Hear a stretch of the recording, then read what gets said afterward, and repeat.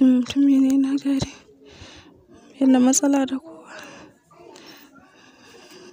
Mutuwar matashi Kasim Umar da aka fi sani da Kasim Sidi a hannun wasu 'yan bindiga da ba a san ko suwaye ba, mutuwa ce da ta girgiza al'ummar karamar hukumar Gani da ke nan kudancin jihar Adamawa, bisa yadda 'yan bindigan suka kashe matashin a cikin unguwarsu tare da jikkata wani makwabcinsa da harbin bindiga. Na ji ta bakin matan Kasim Umar kan yadda lamarin ya faru da kuma irin yadda suka ji da wannan gagarumar rashi ta ɗaya ba zato ba tsammani. Mun ji karan bindiga, muka gudu muka shiga cikin gida, sai aka ce mana an ga gawa. Mun zuwa muka samu shi ne ya dawo, ya fita ba da magani ne, abinda na sani kenan. Mutumi ne na gari, yana matsala da kowa. Allah ya toni asirinsa, Allah ya saka mana, kuma Allah ya jiƙan shi, Allah ya samu da bashi ya hutunsa.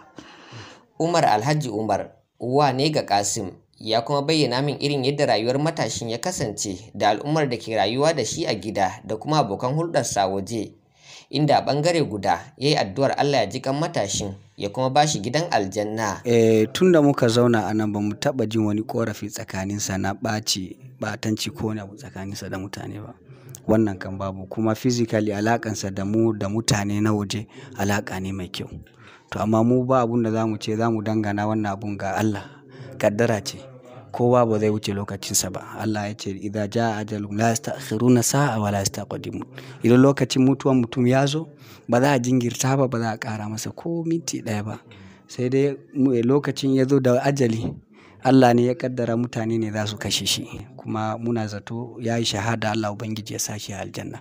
Ita ma Malama Maryam da ke kasancewa yafin ga Kasim ta bayyana matukar jimaminta dangane da kashe matashin da aka yi ba tare da wani haƙƙi ba. Na ji girgiza ba da wasa ba sosai, don gaskiya mun firgita ba na wasa ba. To ba mu san me musabbabin abun da ya kawo haka ba, ko magiya ko mahasada ko wani iri ma ba mu sani ba. Mu dai muna cikin yalla ko an turo su ko magiyansa ba mu sani ba. Daga ƙarshe iyalan matashin sun mika kokumbaran su ga hukumomi domin faɗaɗa bincike don kamo waɗanda suke da hannu wurin aikata wannan ta'asar, tare da hukunta su daidai da laifin da suka aikata. Don Allah don Annabi ya taimaka mana, Allah kuto wayanda suka yi wannan abu, a hukunta su daidai kowa da yanda ya yi, a hukunta su. Ina so su yi kokarin su binciko waɗanda suka yi aikan nan domin su kwatawa iyalansa haƙƙin.